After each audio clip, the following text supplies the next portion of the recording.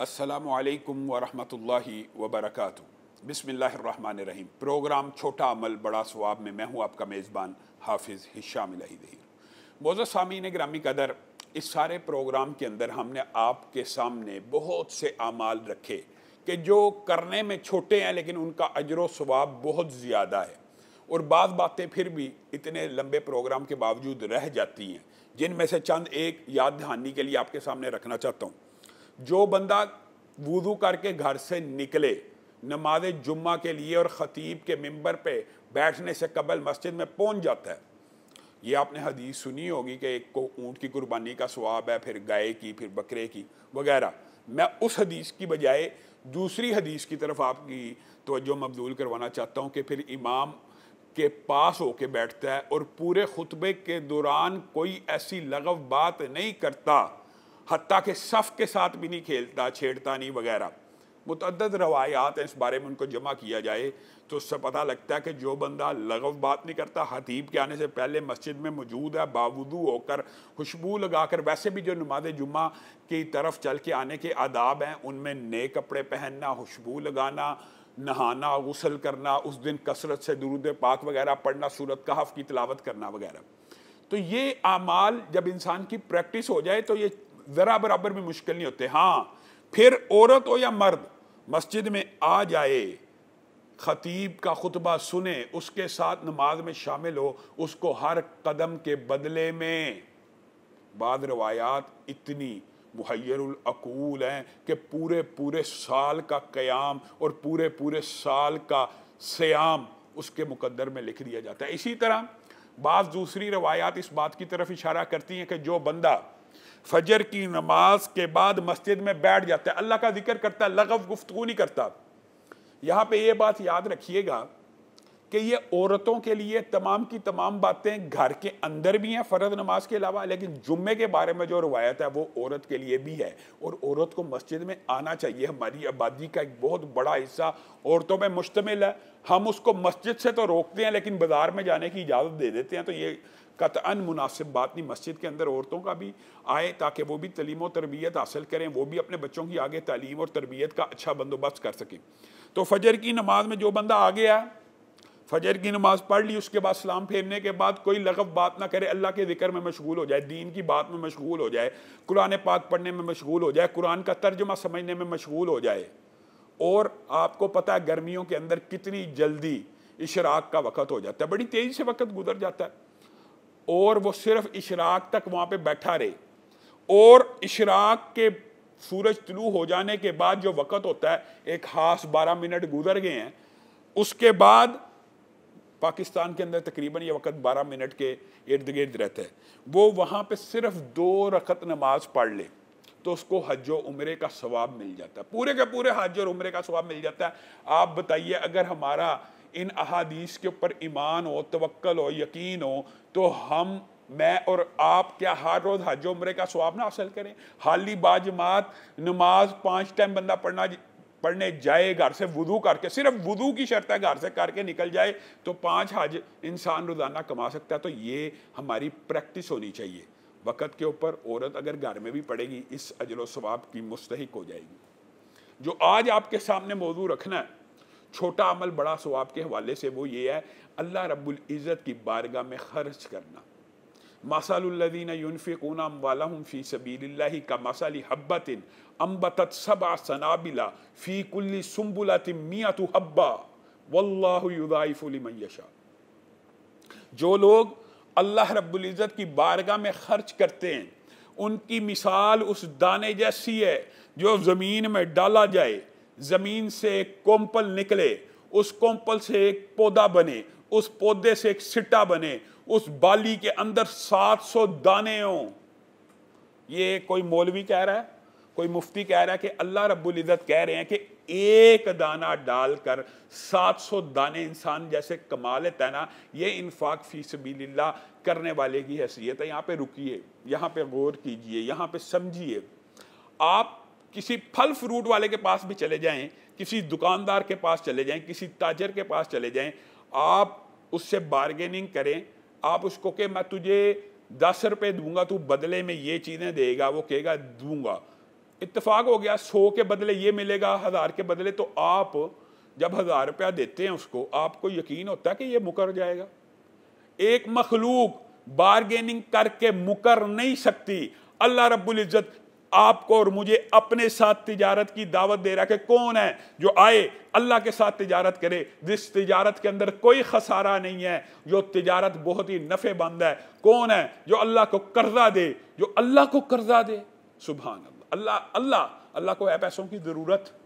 यकीन मानिए, नबी करीम सल्लल्लाहु अलैहि वसल्लम की हदीस इस बात की तरफ इशारा करती है, पूरी दुनिया अल्लाह की इबादत शुरू कर दे। और यहाँ पे बस नहीं है, नबी करीम सल्लल्लाहु अलैहि वसल्लम ने कहा मेरे जैसे मुत्तकी भी हो जाएं तो अल्लाह की बादशाहत में रत्ती बराबर इजाफा नहीं होता। और सारी दुनिया बदतरीन फिरौन, हामान, करून की तरह बन जाए, अल्लाह की बादशाही में रत्ती बराबर फर्क नहीं। अल्लाह मुझे और आपको ये कह रहा है, 1 रुपया दो, अल्लाह 700 करके पलटाएगा, अल्लाह 700 करके पलटाएगा।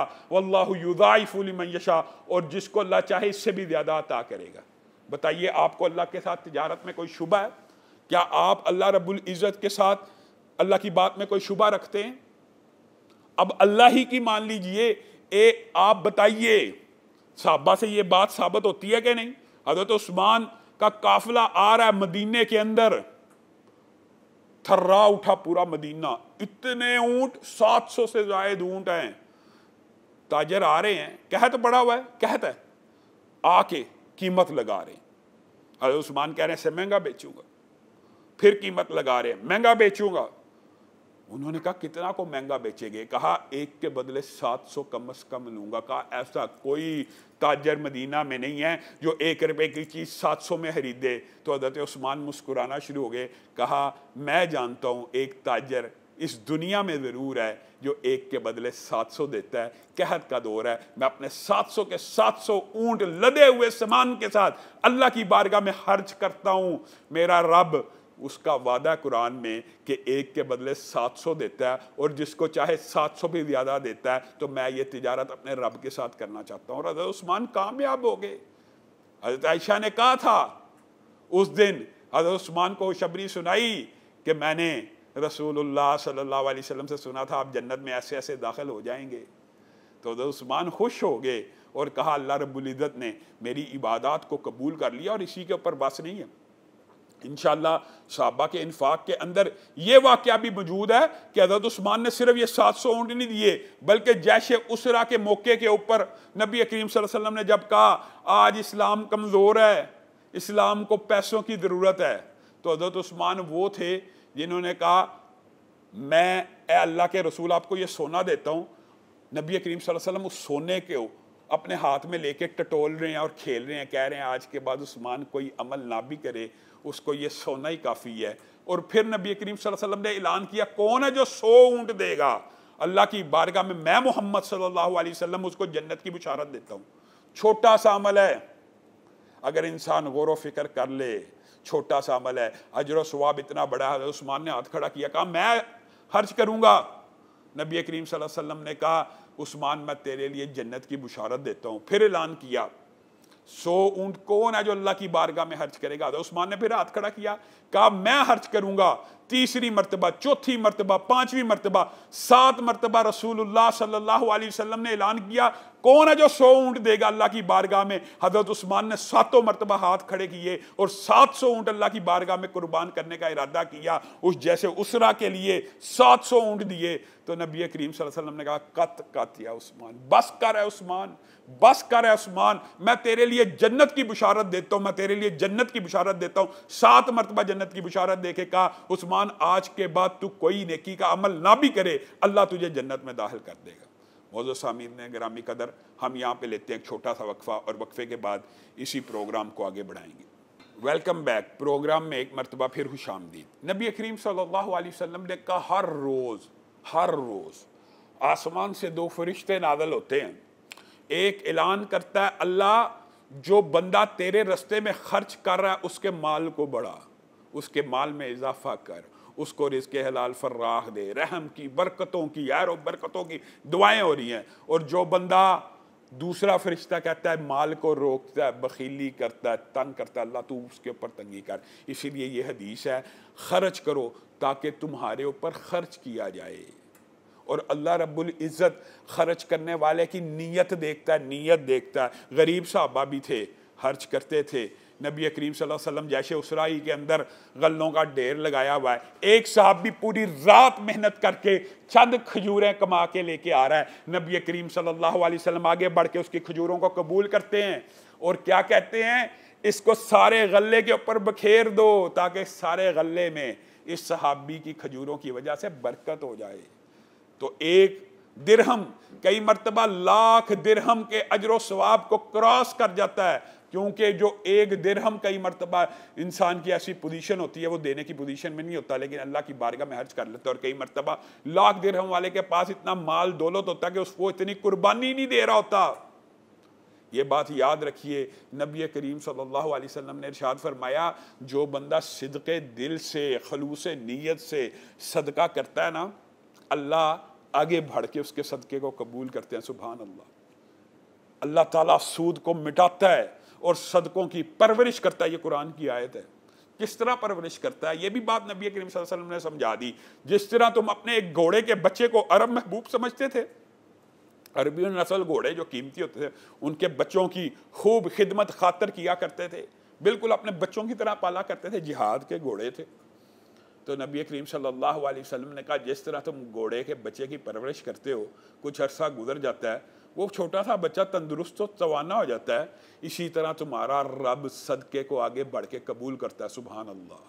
अल्लाह रब्बुल इज़्ज़त इतने बड़े ख़जानों के मालिक हैं। अल्लाह रब्बुल इज़्ज़त को तेरे मेरे सदके की ज़रूरत क्या है? ये तेरे और मेरे लिए आसानी अल्लाह रब्बुल इज़्ज़त ने की है, कबूल करते हैं। और हदीस के अंदर ये आता है कि नबी करीम सल्लल्लाहु अलैहि वसल्लम ने कहा, जो बंदा खौफ़े खुदा, तकवे, खलूस की नीयत से अल्लाह रब्बुल इज़्ज़त की बारगाह में सिर्फ एक खजूर खर्च करता है, सही हदीस के अल्फाज हैं, सही हदीस के, कि अल्लाह रब्बुल इज़्ज़त उस खजूर की परवरिश करना शुरू कर देता है।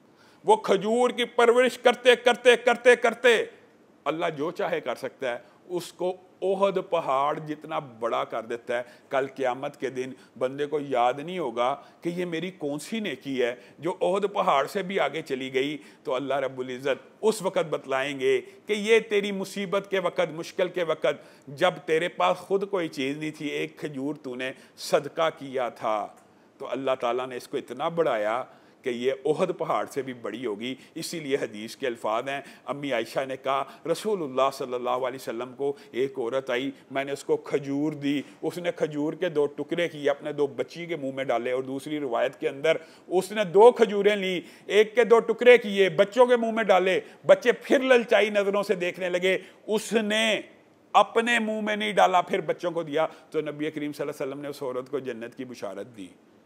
हैरान कुन बात है। हम ये समझते हैं कि हम अपने बीवी बच्चों को पाल रहे हैं, ये हमारी जिम्मेदारी है। जिम्मेदारी है, फ़र्ज़ है, लेकिन नबी करीम सल्लल्लाहु अलैहि वसल्लम ने कहा बेहतरीन सदका है जो तुम अपनी बीवी के मुंह में डालते हो। अपने बच्चों को पालना भी रिज़्क़े हलाल से ये सदका है। जो बंदा अपनी बच्चियों की ऐसी कफ़ालत करे, छोटा अमल बड़ा सवाब, इस तरह की कफ़ालत करे कि उनकी रिज़्क़े हलाल से परवरिश करे, उनकी अच्छी जगह शादी करे, 3 बच्चियों की कफ़ालत करे, 3 बच्चियों की, सिर्फ कितनी उम्र तक? शादी की उम्र तक, और उनकी अच्छी जगह शादी कर दे। नबी करीम सल्लल्लाहु अलैहि वसल्लम कहते हैं वो जन्नत में मेरे साथ होगा। साहबा ने पूछा, कहा 2 की कफ़ालत करने वाला भी? नबी करीम ने कहा जी 2 की भी। कहा 1 की भी? आप बताइए, अपनी बच्चियों की कफ़ालत करने वाले के लिए इतना अजर व सवाब है, तो जो बंदा यतीम के बच्चे की कफ़ालत करे, उसके ऊपर हाथ रखे, उसकी परवरिश करे। नबी करीम सल्लल्लाहु अलैहि वसल्लम ने कहा, यतीम की परवरिश करने वाला कल क़यामत के दिन मेरे साथ ऐसे होगा, ऐसे। ये कितनी अजीम मिसाल है। नबी का रुतबा कितना बुलंद है, कितनी स्ट्रगल है, कितनी मेहनत है, कितनी मुशक्क़त है। ये मकाम नबुव्वत है। अल्लाह माफ़ करे, ये मुराद नहीं है कि यतीम की परवरिश करने वाला मकाम नबी के बराबर हो गया, लेकिन नबी करीम आपको और मुझे समझाने के लिए कह रहे हैं कि इन यतीमों के ऊपर खर्च किया करो। अलम यजिद का यतीमन फ़आवा, नबी करीम सल्लल्लाहु अलैहि वसल्लम को भी हुक्म दिया गया कि आप यतीम नहीं थे, कि अल्लाह ताला ने आपकी परवरिश नहीं की। अब कोई यतीम आए उसको हकारत की निगाह से मत देखिए, उसके सर के ऊपर हाथ रख दीजिए। और ये रवायात भी मौजूद हैं कि परवरिश की, तरबियत की नज़र से, गरज से जो यतीम बच्चे की सर पर शफकत का हाथ फेरता है उसके लिए ये अजर व सवाब हैं। तो यतीम बच्चों की कफालत करने के ऊपर नबी करीम सल्लल्लाहु अलैहि वसल्लम अपनी हमसायगी जन्नत में कन्फर्म कर रहे हैं। बताइए ये किस वजह से है? ये इन्फाक फी सबीलिल्लाह की वजह से है, ये अल्लाह रब्बुल इज़्ज़त की बारगाह में खर्च करने की वजह से। याद रखिए, सबसे पहले अपने रिश्तेदारों के ऊपर खर्च करना चाहिए। जनाब तलहा का जो बाग था, नबी करीम सल्लल्लाहु अलैहि वसल्लम ने जब ये कुरान की आयत उतरी, लन तनालुल बिर्रा हत्ता तुनफिकू मिम्मा तुहिब्बून, उस वक़्त तक नेकी की मिराज को नहीं पहुंच सकते जब तक अपनी महबूब तरीन चीज़ ना करो। साहबी आए, उन्होंने कहा मैं अपना बाग वक़्फ़ करता हूँ। नबी करीम सल्लल्लाहु अलैहि वसल्लम ने कहा ये अपने रिश्तेदारों में बांट दे। सबसे बेहतरीन सदका, याद रखिए, सबसे पहले सदक़े की इब्तिदा अपने रिश्तेदारों से करनी चाहिए, फिर अपने आमिलीन से करनी चाहिए, फिर अपने गिरदो नवाज से करनी चाहिए, अपने हमसायों से करनी चाहिए। हमसाये के ऊपर भी इन्फाक फी सबीलिल्लाह ज़रूर करना चाहिए। ये बात याद रखिए। नबी करीम सल्लल्लाहु अलैहि वसल्लम कहते हैं जिब्रील अमीन इतनी मरतबा मेरे पास आए, इतनी मरतबा मेरे पास आए हमसाये के बारे में नसीहत और वसीयत करने, कि मुझे ये गुमान होने लगा कहीं अल्लाह रब्बुल इज़्ज़त इसको वारिस ही ना बना दे।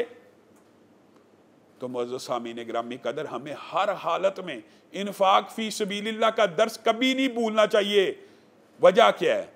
ये कुरान पाक की आयत है कि जब इंसान की मौत का वक़्त आता है ना, तो उसके मुंह से जो पहला लफ्ज़ निकलता है ना, लौला खरतनी ला अजलिन करीब फ़अस्सद्दक़, सबसे पहला लफ्ज़ मौत की घाटी पे जो निकलता है वो इंसान के मुंह से ये निकलता है, अल्लाह ताला 3 मिनट की मोहलत दे दे, अल्लाह 1 मिनट की मोहलत दे दे, अल्लाह चंद सेकंड की मोहलत दे दे, ताकि मैं अपने पीछे रह जाने वाले माल के बारे में अपने वारसों को यह नसीहत कर दूं कि यह सदका कर दिया जाए।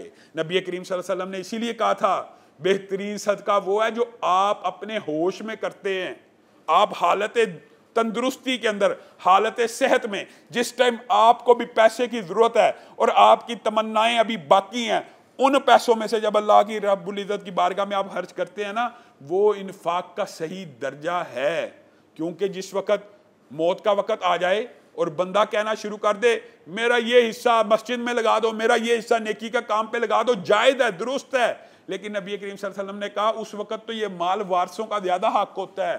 उस टाइम वसीयत करके उन वारसों से माल छीनना मुनासिब बात नहीं है। हाँ, अपनी ज़िंदगी के अंदर, हालत तंदुरुस्ती के अंदर आप जिसके ऊपर मर्जी इन्फाक कीजिए। और ये भी याद रखिए, इसीलिए इस्लामी शरीयत के अंदर 33% से ज़्यादा वसीयत भी नहीं। पहली बात, ये भी बात याद रखिए, लोग समझते हैं हम ये नेकी का काम कर रहे हैं, अपनी वसीयत के अंदर वारस के हक में वसीयत कर जाते हैं। जो वारस होना उसके हक में वसीयत नहीं है इस्लाम में, क्योंकि उस वसीयत को तो अल्लाह ताला ने लागू कर दिया। यानी जो वारिसीन है, बेटा बेटी, उनके हिस्से अल्लाह रब्बुल इज़्ज़त ने मुकर्रर कर दिए हैं, उनके लिए वसीयत करने की ज़रूरत नहीं है। वसीयत किसके लिए? जो गैर वारस है, उसके लिए जो 33% हिस्सा आप कर सकते हैं। 100% क्यों नहीं कर सकते? इसीलिए नहीं कर सकते कि आपके करीबी रिश्तेदार बुरासा जिनको अल्लाह ताला ने वारस बनाया है, बड़ा कई मरतबा अफसोस होता है, ऐसे सवालात भी आते हैं, माँ बाप को ज़कात लग जाती है, मुआज़ अल्लाह। ये कितने दुख की बात है, ये हमारा अलमी है। क्या हमारा ये मुआशरा है कि हम यूरोप और मगरब की तरह ओल्ड हाउसेस बनाएं? हम ये सवालात पूछे, माँ बाप की खिदमत ज़कात से होनी चाहिए। माँ बाप की खिदमत तो करना फ़र्ज है। नबी करीम सल्लल्लाहु अलैहि वसल्लम के पास एक बेटा शिकायत लेके आ गया था और कहा मेरा बाप जो है वो मेरे से पैसे ले लेता है। नबी करीम सल्लल्लाहु अलैहि वसल्लम ने उसके वालिद को बुलाया, ये लंबा चौड़ा वाक़या मुख्तसर आपके सामने रखता हूँ। कहा क्या? कहा हाँ मैं ले लेता हूँ, मैंने बचपन में इसको पाला पोसा, ये बच्चा था, ये बिस्तर को गंदा किया करता था। वो शेर पढ़ रहा है, नबी करीम सल्लल्लाहु अलैहि वसल्लम की आंखों से आंसू रवा हो गए। क्या कहा साहबी को? तू और तेरा माल तेरे बाप का, तू और तेरा माल तेरे बाप का, तू और तेरा माल तेरे बाप का। आज अलमिया ये हो गया, रिश्तेदार तो कुजा, हम माँ बाप के ऊपर खर्च करने के अंदर कतराते हैं। आज अलमिया तो ये है कि अपने बीवी बच्चों की जिनकी कफालत इस्लाम में आपके ऊपर फर्ज है, उनके साथ बुखल करते हैं हम। हमें चाहिए कि इन्फाक फी सबीलिल्लाह करें। इंशाअल्लाह इसी मौजू को आगे बढ़ाएंगे, लेकिन इसकी इब्तदा अपने रिश्तेदारों से करनी है। मुअज़्ज़ज़ सामीन गिरामी कदर, आज आपसे यहाँ पर लेते हैं हम इजाज़त। इंशाअल्लाह कल दोबारा इसी बात को आगे बढ़ाएंगे। वस्सलामु अलैकुम व रहमतुल्लाहि व बरकातुहू।